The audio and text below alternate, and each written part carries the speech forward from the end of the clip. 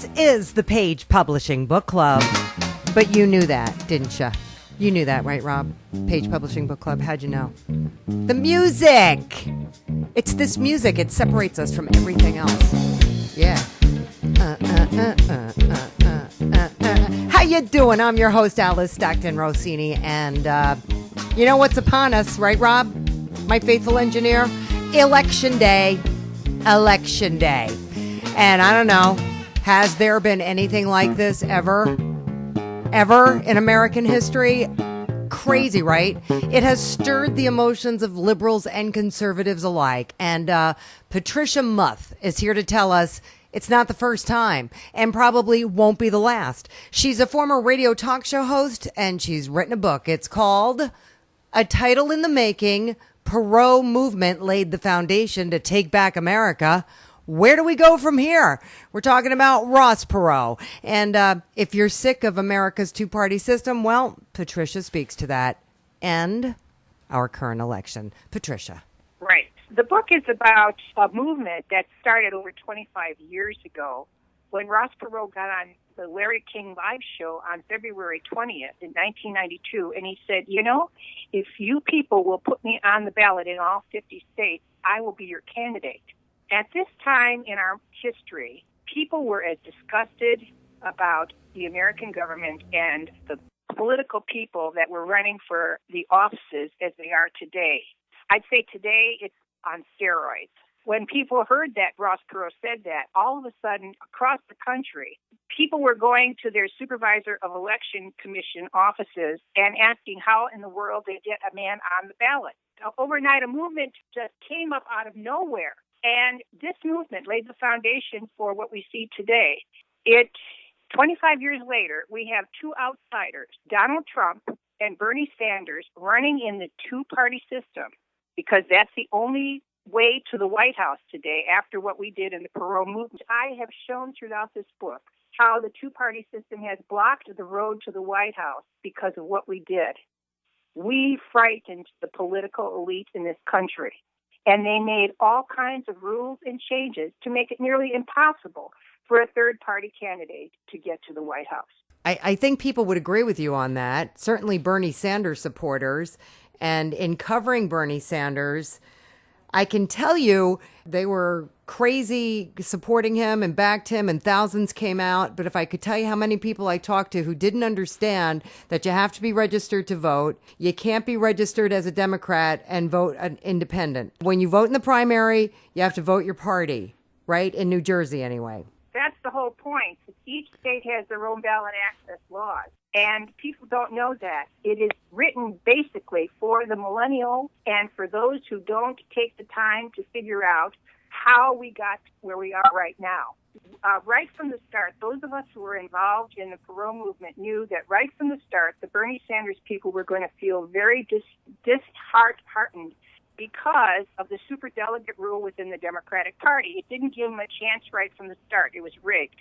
So when Donald Trump says that the two-party system is rigged, he is absolutely correct. Here's another thing we found out, Alice. 25 years ago, as we fought to stop NAFTA, which basically took all of our manufacturing jobs and cut a great deal of agriculture in this country, we saw that the Democrats and the Republicans, when push came to shove, were one and the same party. Mm-hmm.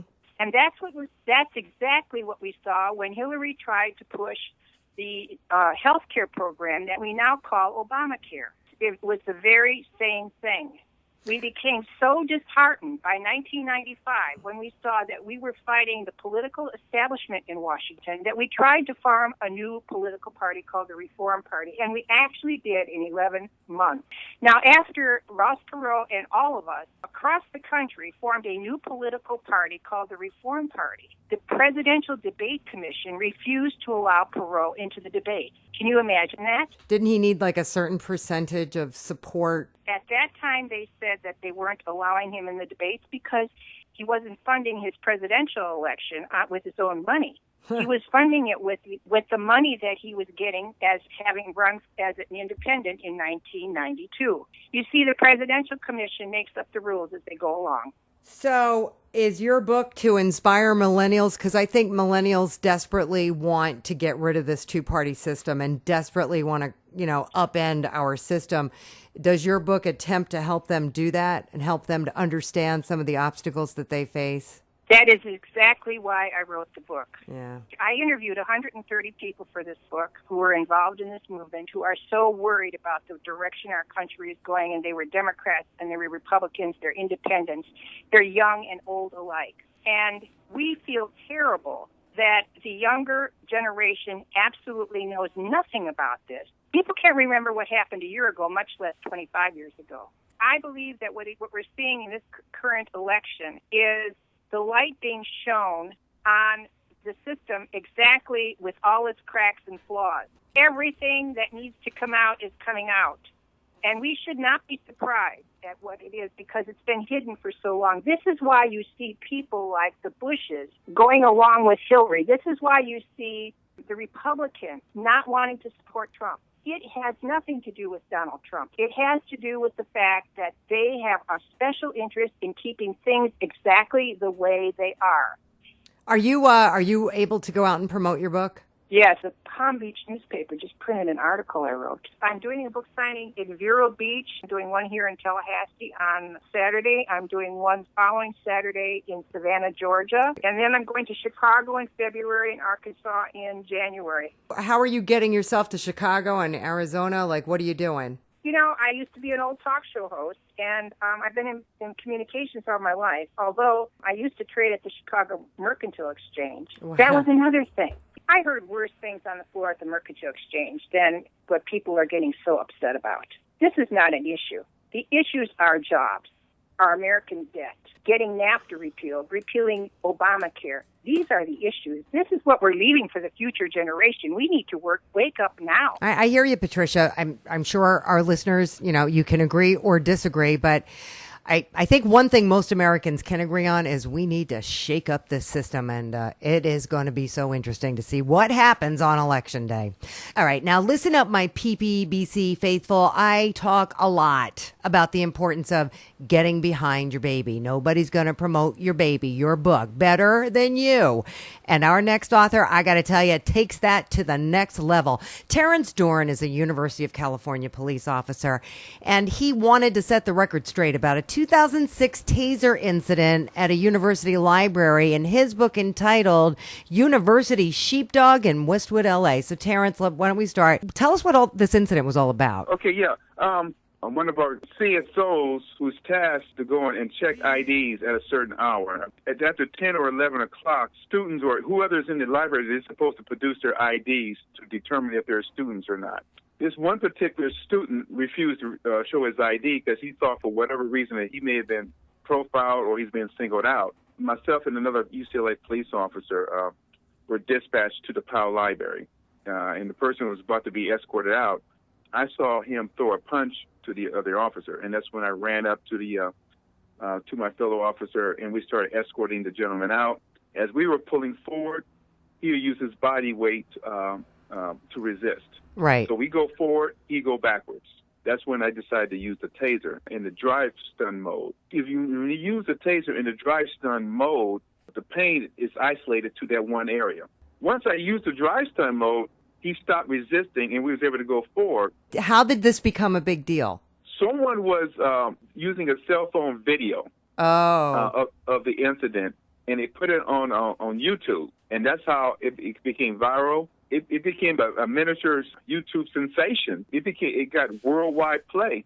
Within a matter of days, there was so much telephone calls to UCLA from protesters and from people who supported it that the telecommunications at UCLA actually broke down. So what happened to you? It was a huge investigation, and ultimately, my tasering of the student was found to be in policy. And as a result of this tasering incident, the UCLA Police Department revamped their tasing policy. And did they support you?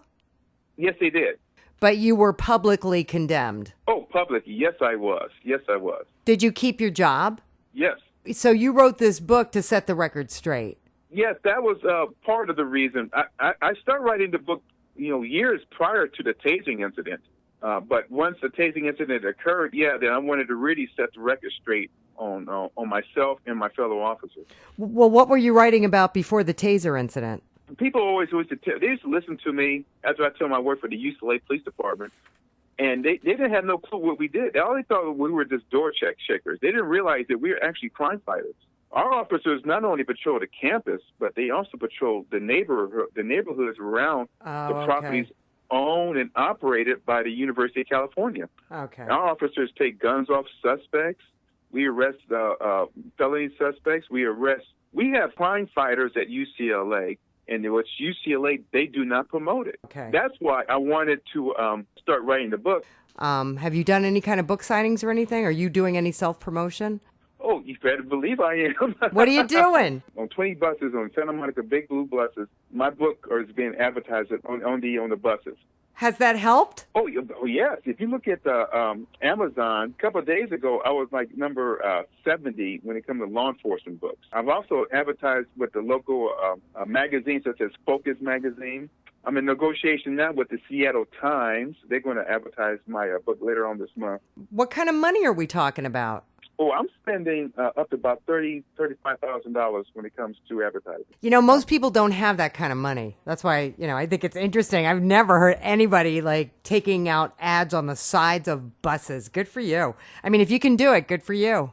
That's $35,000. Not many people have $35,000 laying around to promote their book. Well, the thing is, I'm going to tell you something. God has blessed me. I'm very humble with this. I'm very thankful. Like I said, I've been saving up for 16, 17 years because I knew one day the book's going to be published, and I'm not going to put it all on the publisher. Now, Page Publishing, they're doing their own advertising. Right. But I have also got a job to do. It's my book, so I have to go out there and promote it myself. I hear you, Terrence. I hear you, and I hope you hear him. $30,000, Rob. That's crazy. That's a little over the top, but the point is, he does a great job of explaining why you need to get behind your own book. Even if it's just making a couple of phone calls and just putting yourself out there. I know it's hard, but I'm telling you, promotion is such a big part of it. All right, before we break, Jodi Ann McGregor has been in the food and beverage industry forever, but who cares? It wasn't her career. It was what she did so she could pay her bills and write. And then it dawned on her, why do I just write and write and write when I should just write an actual book? And I gave it a shot. And it was so drop dead funny, and so many people loved it that I thought, well, maybe I'm onto something here, because one day I walked into a very famous bookstore, and I looked around and I said, gosh, there's nothing at all like what I've written. And I've compiled all these years and years of research into a light, esoteric, if you will, reality check for people. And now we have the happily ever after life. Yeah. It's 3 stories in one book, and it pertains to the lives historically accurate in different locations in the world and their perception of reality and their spirituality at that time, and how it influences, if you will, their mythology. How their mythology and their spirituality influences their reality. Okay. It will change your life. How? It will give you an absolutely here and now perspective on reality. It'll open your eyes into your own here and now reality in a way that's going to bring you happiness, in a way that is going to change your perspective. All right, so are you saying things aren't always what they appear to be? Absolutely. Okay. Can you give me an example? Death. Okay, death is pretty final. It is to some people, but in the happily ever after life, there's a breakthrough point where you realize that death is an opportunity. It can happen at any moment for any person, but it's an opportunity that we're confronted with as a reality that can facilitate our happiness in life itself. Can you grasp that? All right, but if you're dead, you're not living. Oh, unless you are living in the afterlife. It's if you can perceive reality as the afterlife we're living in. Okay. What I'm trying to say here is that I've written this book for survivors. people that have already overcome the impossible. They've been face to face with whatever great tragedy, whatever's crumbled around them, and that includes the entire human family. And a lot of people in the human family have overcome the impossible, and they've gotten on with their lives to the degree that they're capable. So it's for people that love adventure and need to find their way back to happiness. Have you ever taken a great vacation and come back and needed a vacation from your vacation? Yes. Yes. Okay. A lot of people have that in their own life. They've lived a life and they've gotten divorced, or they've gotten through great tragedy, or they've had to survive, or wars, or whatever's occurred for them. And they've healed their reality. However, they haven't quite found their way back to that happiness. And it's basically a book that takes the reader beyond the norm of what's available in the literary world and introduces them to the fine art of my writing. And it's a writing that captivates the reader with wordplay and leaves them awake and standing in their own here and now, in their own happily ever after life. And they'll be amazed at reality. So when you put the book down, it has a lingering effect that makes you kind of step outside of yourself and look around at life again. And in that place, you're going to see reality, and you're going to see the happiness of it that maybe a lot of survivors have forgotten. It's about the beautiful and happy reality we all want, and the twist of the book is where I find it. All right, Jody, we have got to take a quick break. Coming up, if you think you're too busy to write, wait till you hear from the author we have coming up. And if you don't know how great Caribbean fruits and veggies are, oh, you are about to find out. This is the Page Publishing Book Club. You stay with me now. Have you written a book and want to get it published? Then now's the time to call Page Publishing at 800-204-6099 and do it immediately. You see, they're looking for authors of all types of books. And unlike most publishers, Page Publishing will take the time to review most of the books submitted to them. And they'll even give you their feedback. And if they like what they read, Page Publishing will get your book into bookstores and for sale online at Amazon, the Apple iTunes Store, and other outlets. They'll handle everything: copyright protection, printing, cover art, publicity, and editing. So if you've written a novel, a children's book, a cookbook, inspirational work, a book of poetry, or biography, and want to get it published, then you need to call Page Publishing and do it immediately. Call 800-204-6099 now for your free author submission kit. Your road to fame and fortune could very well start with this simple phone call. For your free author submission kit, call Page Publishing at 800-204-6099. We're back with the Page Publishing Book Club. I'm your host, Alice Stockton Rossini. How about we head south, Rob, to Tampa? It's nice and warm, sunny, and it's where CeCe Fergus had an idea to educate the uneducated about fruit and veggies with her children's book. It's called Nana's Caribbean Alphabet, but these aren't just any fruits and veggies, right, CeCe? Fruits and veggies that was grown in the Caribbean. The first stage, like A, for ackee, that's a fruit grown in Jamaica, and it is used as a breakfast dish. It's a very delicious fruit. You have to cook it when it's ripe. And there's C for cashew. The cashew, many people do not, they only know the cashew nut, but not the fruit. So I try to put the fruit in the book so that people can know it's a delicious fruit. You can make a drink with it. You can stew it. That's what it's about. Nice. So the cashew is a fruit? Yes, and they use the nut to make cashew nut, and the fruit is very delicious. It's yellow and it's orange, but you have to eat it when it's ripe. It's a very delicious fruit. How about that? What other fruits are that we might not know about? Another fruit in the book I talk about is the papaw, or the guava, which is interesting. The guava, you know, the Spanish people say guava, the Caribbean people say guava. So I spoke about the guava. I spoke about when it came to the Caribbean, it was something the Arax people used. And I spoke about the juice when it's ripe. You can make jelly with the guava. You can make guava juice. And this is something that most people don't know about. You know, they would just see it and they hear the Spanish people say guava, and the Caribbean people say guava. So I think I wanted children to know about all these different fruits that, they can use if the parents happen to buy it or if they see it, instead of, to try to eat healthy.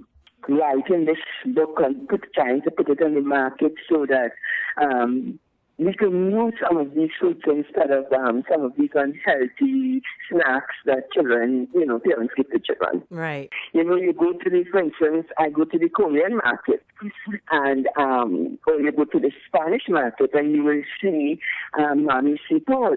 Right? And the Spanish people call it Mami apple. And that is such a beautiful fruit. The smell, as I wrote in the book, it has a sweet aroma, Right. And it's such a beautiful fruit that you can eat when it's ripe. You have a lot of these fruits in Tampa, don't you? Yes, but you know what? You mostly get it in the Korean store or the Spanish place. Right. And if you're in New York, you can go to like Chinatown. You might find some of these. They're pretty expensive, some of them. Right. You can get some of them in Chinatown, Great. It's a children's book, but also it's something that while the parents reading it to the children or the children reading it, they also could be educated. And all of that inspired me, both my grandchildren and educating people about these fruits. Well, thanks for that, Cece. Always good to find new fruits and vegetables that are good and good for you. Next up, a student at North Central Texas College in her early 30s, Erilyn Tracy Scott, finds writing to be therapeutic. And if you think you're too busy to write, wait till you check her out. She's in between college, her job, and 3 kids and running to her car when I caught up with her. What's your story, Erilyn? It's a college girl. She's trying to find herself. And, there's a particular person, kind of mysterious. His name is Adder. From then on, the book kind of just takes off and takes, different twists and turns, It's more or less kind of like a romance story. And she's, like I said, she's trying to find herself. She's a college student as well. And she's working kind of on a project. And she's working at a restaurant. And she's just trying to raise money for her school books and stuff like that. And that's where she meets Adder. This is something that I wanted to write about. And I think through some aspects, sometimes we tend to write about what we know, or we tend to write about maybe past experiences.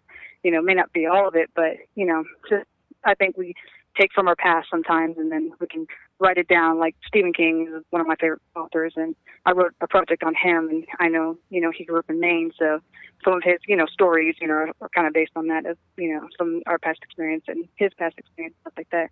For the most part, I just felt like I really wanted to write this book, or write this story and share it with others. I'm also a full-time mom. I go to work full-time, and I go to school full-time. Oh, geez. And my daughter's in gymnastics. I got an older daughter. She's 5. I've got a son who's 2.5, and I have a 10-month-old. You are crazy. I'm currently wearing a suit, and I'm sitting in a car. I kind of manage calendars, I kind of set calendars up for interdisciplinary meetings and stuff like that. I be sure that certain disciplines don't have any conflicts and things of that nature. I'm also a liaison for another company. I'm kind of more or less like a coordinator, but it's something that I enjoy. So you're a coordinator for a hospital? Yeah. It's just something I enjoy doing, and I know what you're thinking. I am a busy person. I'm very busy. I wrote that book 10 years ago, and it took me about 8 or 9 years to just finally say, okay, maybe I should publish this, because people will always ask me, well, aren't you going to publish your book yet? Are you going to publish that yet? Because I've had maybe one other person read it, and they're like, that's really good. And I'm just like, well, thinking to myself, should I or should I? And I finally just said, okay, I'm going to do it. I'm just going to do it. I'm here in, this point in my life. It's like, I might as well. There you go. Finally, Patty Belsito's son was misdiagnosed with an extremely rare disease in 1996, and her battle for her son's life inspired her to write her book entitled The Struggle and Will to Survive. Patty. I wrote the book to inspire and help others to, keep the faith and keep the hope and love, but above all, have patience for a child that has Shwachman-Diamond syndrome. And I've interviewed over 2,000 physicians, and not one physician can even spell the word Shwachman, let alone what it was. What is it? It's like a recessive gene that has symptoms of like a child with cystic fibrosis. Harry Shwachman, that's how it was named. And he was big on doing the research part of children, because what happens is you have short stature with Shwachman-Diamond syndrome. So you don't grow properly. You have to be given enzymes. So my hope is to inspire one family and let them know that there is hope out there, that there is help. And I'm donating half of my book royalties when I do start getting them to medical research in Canada to continue the research for Shwachman-Diamond syndrome. And my son Angelo is now a professional NASCAR driver at the age of 23, and he was misdiagnosed in the end. So I don't want to feel like my writing the book to try to help other people. It's meant for nothing. What do you mean you lost your son? He won't talk to me because I wrote the book, and he didn't understand that there's no greater love than a mother's love surpasses even time and eternity. And the struggling will is my tale of a mother's love whose son is suffering from SPS and how my family struggled with it. And I don't want any other families to have to struggle like we did. I just wanted them to be inspired to believe in the mighty power of hope and faith, but above all, love and patience, because that's what you have to have. What did he have? He had some type of an intestinal tract disorder, and he had to have an operation when he was little. He grew up to be a normal child. Yep, professional race car, graduated from college this year. And he asked you not to write this book. He didn't ask me. I didn't tell him that I was going to write the book. And I talk about a lot of experience as us as a family, what we went through. Just because he's quiet like that and he doesn't like people to know his business. If I can reach one family that their child has this disease, I have so much knowledge and research that I can send to them, and so they don't feel so alone. Okay, Patty, thank you. Rob. Hey, Rob, wake up over there. I think we got to go. Look at Mr. Clock. That is a wrap for this week's edition of the Page Publishing Book Club. Do me a favor, please. Do yourself a favor. Do the country a favor, please, please, please, please. Vote on Tuesday. I don't care who you vote for. Just vote. I just don't understand people who don't vote, Rob.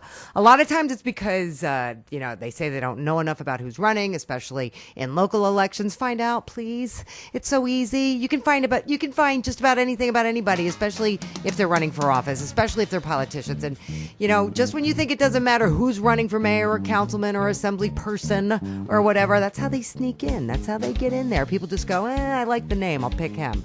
Or I like the way she looks, I'll pick her. Next thing you know, everybody's going, how'd he get there? How did he ever get in Congress, right? Look who my congresswoman or man is. Oh my gosh, how'd that happen? That's how it happens. You got to think of it as a privilege. Voting is a privilege. There are people on this planet who would die. They would die to have a say in their government, but they're not allowed. They're not allowed. We are. Come on. Please, you're going to vote, right, Rob? All right. I'm voting. I already voted. I had to do the absentee ballot. Anyway, Frank Underwood for president. That's what I say. All right. See you next week for another edition of the Page Publishing Book Club. Same place, same time, 710 WOR. Have a great weekend.